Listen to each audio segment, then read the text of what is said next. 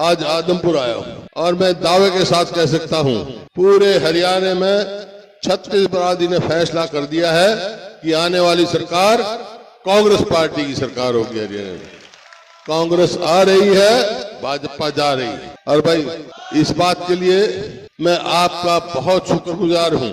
आदमपुर हल्के का by election में भी पूरा आपने सहयोग दिया और भाई लोकसभा में तो आपने कमाल कर दिया। बहुत बहुत धन्यवाद। ये भी एहसान तारूंगा थारा, कोई ऐसी बात नहीं, एहसान मानता हूं भाई मैं एहसान। तो ये ऐसा क्यों हुआ, एकदम क्यों हवा पलटी?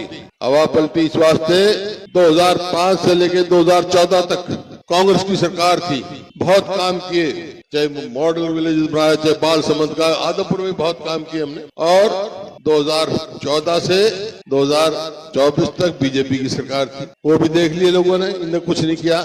जब 2014 में हमने सरकार छोड़ी, उस टाइम हरियाणा प्रति व्यक्ति आय, प्रति व्यक्ति निवेश और आपका कानून व्यवस्था, नौकरी देने में और खेल और खिलाड़ी में पूरे देश में नंबर 1 था, पूरे देश में। और अब 10 साल में नंबर 1 किस चीज में हो गया हरियाणा? बेरोजगारी में, महंगाई में, अपराध में पिछड़ गया हरियाणा। तो लोगों ने फैसला कर लिया भाई ये देख लिए, ये आशा सारी निराशा बदल चुकी है, केवल अब कांग्रेस की ओर देख लिया। एक बात जरूर है, लोग आपसे पूछेंगे इस बात को, आप जाओगे ये बात तो ठीक है, 10 साल में इनने तो भट्ठा बिठा दिया, बीजेपी जेजेपी को पार्टी यू बदल रहा है, कोई यू बदल रहा है, कोई कुछ बदल रहा है, कोई कुछ बदल रहा है, लोगों की नहीं सोच रहे, तो भट्ठा बिठा दिया। लेकिन अब तक कांग्रेस आ गई तो कांग्रेस क्या करेगी? मैं मोटी मोटी बात बताकर जा रहा हूँ, कांग्रेस क्या करेगी। कल राहुल गांधी भी कह के आए थे, कांग्रेस जो है, कांग्रेस की सरकार बनेगी तो भाई अपने बुजुर्गों की पेंशन 6,000 रुपए करेगी। और महिलाओं को, ये मेरी बहनें बैठी हैं, इनको 2,000 रुपए महीना बैंक में अकाउंट में डालेंगे इनके। और जो बीजेपी ने गरीब आदमी के, हमने 4 लाख 100 गज के प्लॉट दिए थे और 3 लाख अंकित कर दिए थे और दे रहे थे। ये गवर्नमेंट आते वो स्कीम खत्म कर दी।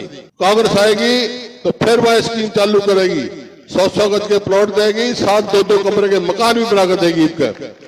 ये बात किसान का भाई कभी एमएसपी तो कर देते हैं, मिलती नहीं। हरियाणा में एमएसपी की कानूनी गारंटी देंगे हम किसान को, ताकि इसके साथ धोखा ना हो किसान के साथ। इस प्रकार से हर वर्ग की, अब इन्होंने बेरोजगारी देख लो, एक जो चला रखा है ना काम, कौशल रोजगार निगम, उसका क्या काम है भाई?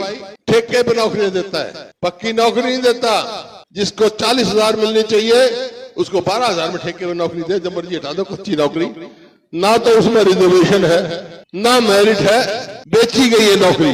जैसे परचून की दुकान में परचून बिकता है, इस तरह नौकरियां बेची है, हमारे युवाओं का भविष्य बर्बाद किया है। अब बताओ आप, जो बैकवर्ड क्लास का, शेड्यूल कास्ट का जो रिजर्वेशन था वो वंचित रह गए, तो कहां जाएंगे भाई? बच्चे तो ओवरेज हो गए, 10 साल तक उनके रिजर्वेशन ही नहीं है इसमें। तो ये बात है, और नतीजा ये हो गया कि 2 लाख सरकारी पक्की नौकरी खाली है। भाई कांग्रेस की सरकार आएगी तो 2 लाख पक्की नौकरी देगी अपने बच्चों को, उसमें रिजर्वेशन भी होगी। तो ये है, ये बहुत सारे काम करने हैं किसान का, मजदूर का।